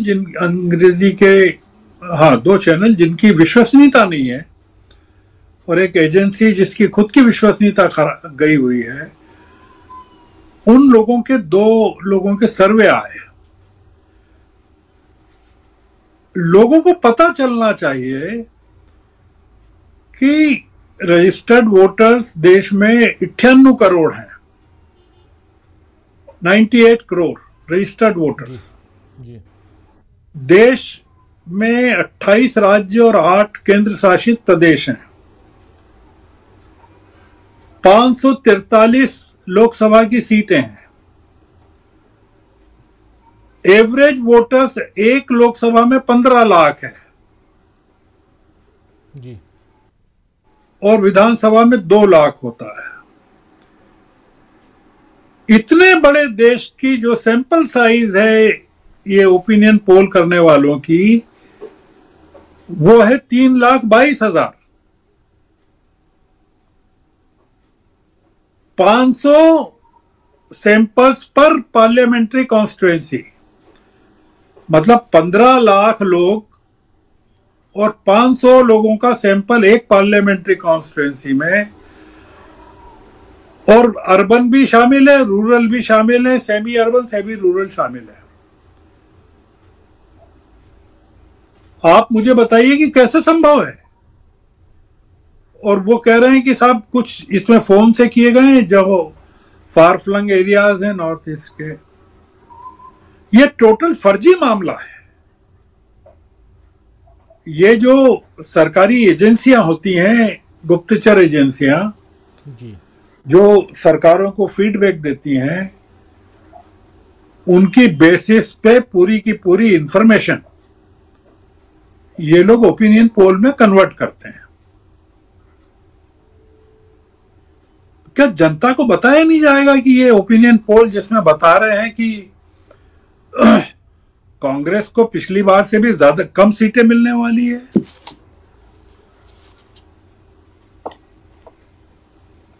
मतलब बहुत ही दुर्भाग्यपूर्ण है कि कांग्रेस की जो 2019 में सीटें थी वो इस ओपिनियन पोल में उसको और कम कर दिया, 10 सीटें कम कर दी, 15 सीटें कम कर दी। पहली चीज तो ये। दूसरी चीज ये है कि ये ओपिनियन पोल को तो ध्वस्त करना ही चाहिए और लोगों को बताना चाहिए कि भाई एक्चुअलिटी में गर साहब, जबकि 2014 में 42 सीटें और उसके बाद 2019 में 52 सीटें, बाद में 55 हुई, तो मतलब 10 सीटों का इजाफा हुआ था कांग्रेस के उसमें। 14 और 19 के बीच में 10 सीटों का इजाफा हुआ है। आप देखिए, दूसरी चीज देखिए, बीजेपी को ये 348 के करीब सीटें दे रहे हैं, बीजेपी को 350 के करीब। कांग्रेस को 28 से 48 सीटें दे रहे हैं। अब 28 से 48 का मतलब है कि एवरेज 38 सीटें आई जी। आप कल्पना कर सकते हैं कि 38 सीटें आएंगी? मतलब एक देश का मूर्ख से मूर्ख आदमी भी आंख बंद करके इस चीज को यकीन नहीं करेगा कि आपकी कर्नाटक में हुकूमत है, आपकी केरल में सबसे ज्यादा सीटें हैं, आपकी तेलंगाना में हुकूमत है, आपकी हिमाचल में हुकूमत है, आपकी झारखंड में हुकूमत है, और ये कह रहे हैं कि आपको 38 सीटें आएंगी कांग्रेस को। दूसरा ये है कि जब मेरा मानना है, मैं खुद कह रहा हूं, कैलकुलेशन है कि 320 से 220 से ज्यादा सीटें नहीं आ सकती इनको किसी भी तरह से। ये कह रहे हैं कि साहब हमको 370 आएंगी और एनडीए को 400 आएंगे। आपने भी बताया इस चीज, डिफरेंस 30 सीट का है। इनका एनडीए पर यकीन ही नहीं है क्योंकि इनके पास एनडीए नाम की कोई चीज नहीं है ना। खुद कह रहे हैं ना 30 सीटें। उन 30 सीटों का बाइफर्केशन नहीं है इनके पास। वो 30 सीटें किसकी हैं? जेडीयू इनका अलायंस पार्टनर, शिवसेना एकनाथ शिंदे इनका अलायंस पार्टनर, और कोई नहीं है। राजभर वगैरह टाइप्स हैं। इनके पास खुद के पास जेडीयू को कुल 16 सीटें दी थी पिछली बार आपने, और अभी आपने 12 सीटें इनको दी है, मान लीजिए शिंदे को, तो ये टोटली 30 नहीं हो रहा है जी। आप इनकी 30 सीटें हैं और मैं कह रहा हूं कि 220 मिल रहा है, तो भी आपका टोटल जो है 250 से ऊपर नहीं जा रहा है। ये जो फर्जीवाड़ा इन्होंने फैला रखा है ओपिनियन पोल का, इसलिए इसको ध्वस्त करना जरूरी है कि अभी 2 आए हैं जी। ये केवल अब क्या करने वाले ही बता रहा हूं, ये लोग प्रधानमंत्री की लोकप्रियता के आंकड़े जारी करेंगे और फर्जी ओपिनियन पोल जारी करेंगे। वो इसलिए करेंगे कि सारे के सारे चैनल इनके हैं, सारे चैनल्स, इन अपोजिशन के पास एक भी चैनल नहीं है जी। तो जनता क्या करती है? जनता ये करती है कि थका मांदा आदमी सुबह से शाम को घर लौटता है और वो घंटा भर टीवी देखता है, उसमें पूरा का पूरा यही कूड़ा कचरा मिलता है उसको कि देश की जनता तो जिता रही है इनको। ये जो ओपिनियन पोल हैं, एग्जिट पोल जब आएंगे, या ये इन्होंने कर्नाटक में यही किया, आप थे ना कर्नाटक में, प्रशांत जी भी थे, कर्नाटक के ओपिनियन पोल निकालिए इन लोगों के, तेलंगाना के निकालिए आप, हिमाचल के निकालिए आप, वेस्ट बंगाल के, वेस्ट बंगाल का निकालिए। ये घोषणा करते थे सरेआम रैलीज में कि हम 200 सीटें जीतेंगे वेस्ट बंगाल में। ये फर्जीवाड़ा बढ़ने वाला है और ये देश की जो जनता है उसको ये बताना पड़ेगा कि आप ये ओपिनियन पोल पर यकीन करना बंद करिए, क्योंकि ये फर्जी हैं। अगर ये एक कॉन्स्टिट्यूएंसी में 50,000 लोगों का सैंपल सर्वे कर रहे हैं 15 लाख में, तो आप सोचिए कि कितना बड़ा सैंपल सर्वे होगा 543 कॉन्स्टिट्यूएंसी में। और एक सैंपल सर्वे में कम से कम 3 से 4 हजार रुपया, 5,000 रुपया खर्च होता है एक में।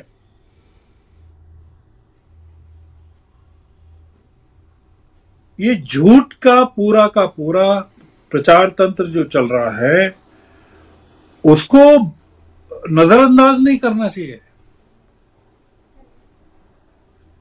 हम जो बात कर रहे हैं ना, आपने जो सवाल किया कि इनकी ताकत क्या, इंडिया अलायंस की ताकत क्या,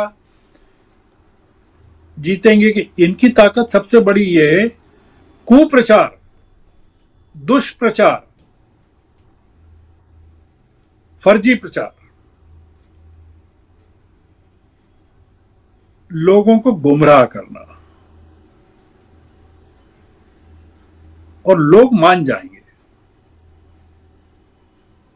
कि पहले वो जैसे जो सेल होते हैं ना कपड़ों के और तमाम चीजों के, पहले दाम बढ़ा देते हैं और फिर 50% डिस्काउंट, गैस के सिलेंडर पर 700 रुपए पहले बढ़ा दो, फिर 100 रुपए कम कर दो।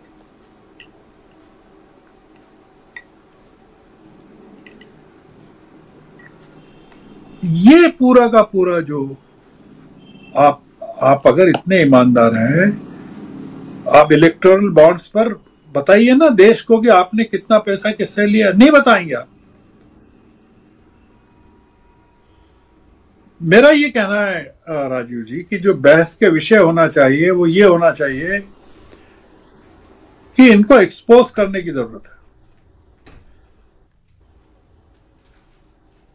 मैं इतना ही बोल रहा हूं क्योंकि समय नहीं है आपके पास। जी बिल्कुल इनको एक्सपोज करने की जरूरत है। और जो बात आप कह रहे हैं वही मुद्दों से लेकर, जिसमें कुप्रचार, दुष्प्रचार, ये तमाम शामिल हैं, मुद्दों से लेकर ओपिनियन पोल। और बहुत सही आप कह रहे हैं कि कौन लोग हैं जो बीजेपी की सरकार बनवा रहे हैं। एक खुद बीजेपी पार्टी बनाएगी और दूसरा उस पर मुहर लगाते हुए ओपिनियन पोल्स दिखाई देते हैं, क्योंकि ये मीडिया के जरिए लोगों तक पहुंचाया जाता है। मास मीडिया बहुत बड़ा क्षेत्र वो कवर करता है, और इसलिए यहाँ इन चीज़ों की पोल खोलनी चाहिए, और यहाँ से जो समीक्षा हम करें तो फिर कहीं ना कहीं एक दिशा भी उससे तय होती है, और वो डायरेक्शन बहुत ज़रूरी है। हमारे तमाम साथी, दर्शक साथी जो हमें देखते हैं, हम पर भरोसा करते हैं, उनके लिए भी ज़रूरी है कि ये समझा जाए कि ये चुनाव जो है इतना आसान नहीं है, लेकिन इस चुनाव के पीछे जो खेल चल रहा है उस खेल को एक्सपोज करना भी ज़रूरी है।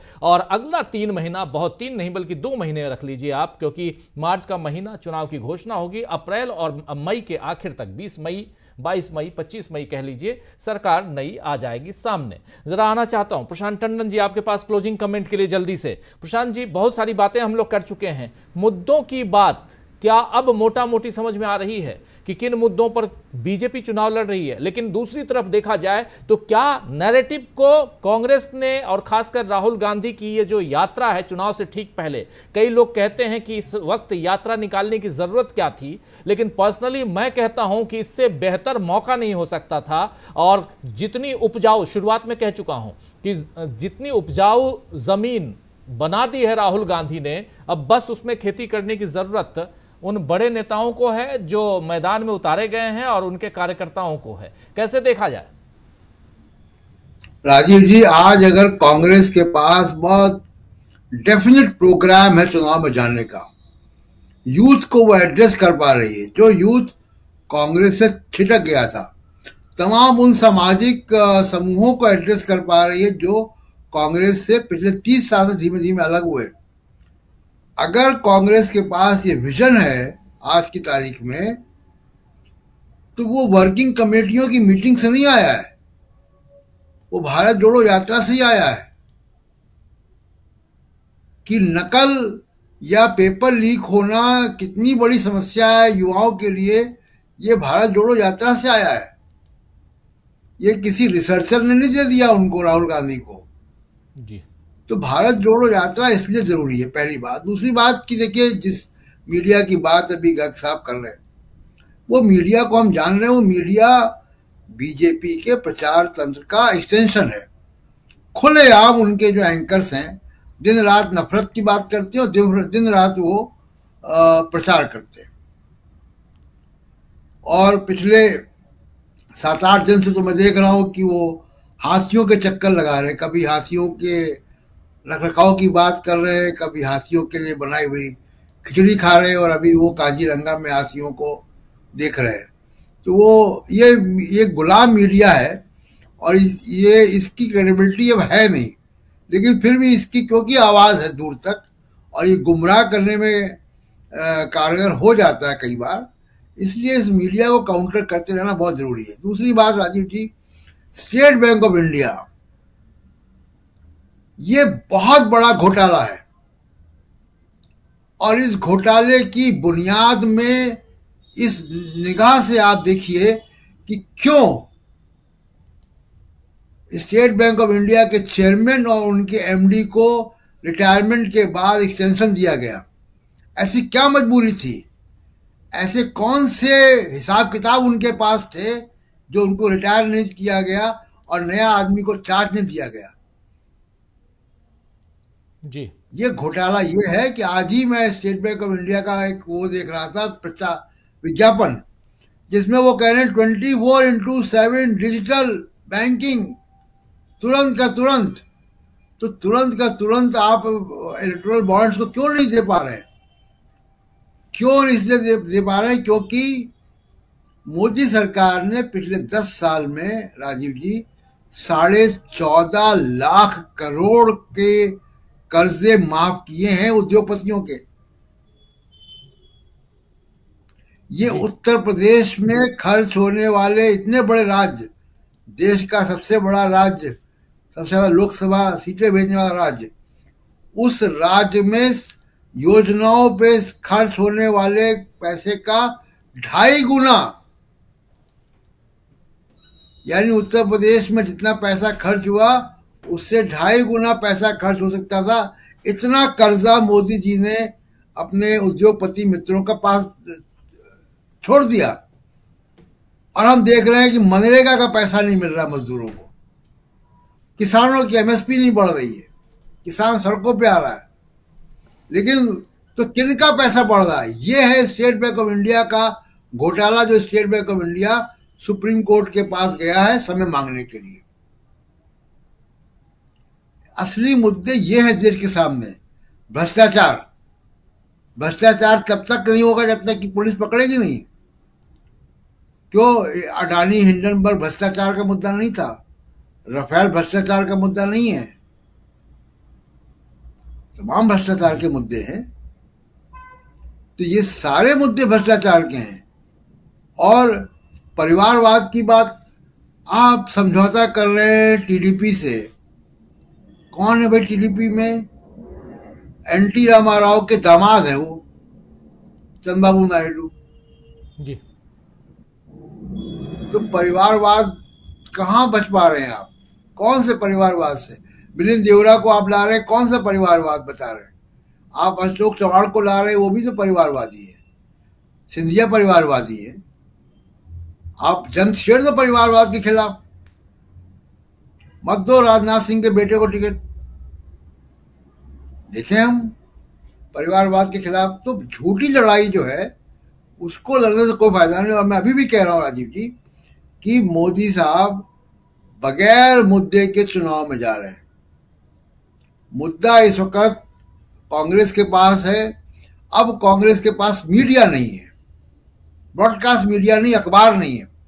मैं अंग्रेजी का अखबार देख रहा हूँ राजीव जी, जिस अखबार को बहुत बहादुर अखबार माना जाता था, जो इमरजेंसी में भी लड़ा, जिसकी बिजली कट गई, वो अखबार भी सरकार की प्रेस विज्ञप्तियां छाप रहा है जी।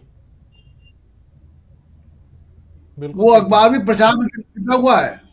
बड़ी शर्म आती देखकर कि ऐसा अखबार जिसको फ्रीडम ऑफ स्पीच का एक मजबूत सिपाही माना जाता है, वो अखबार भी विज्ञप्तियां छाप रहा है सरकार की। रोज मैं देखता हूँ फ्रंट पेज उनका।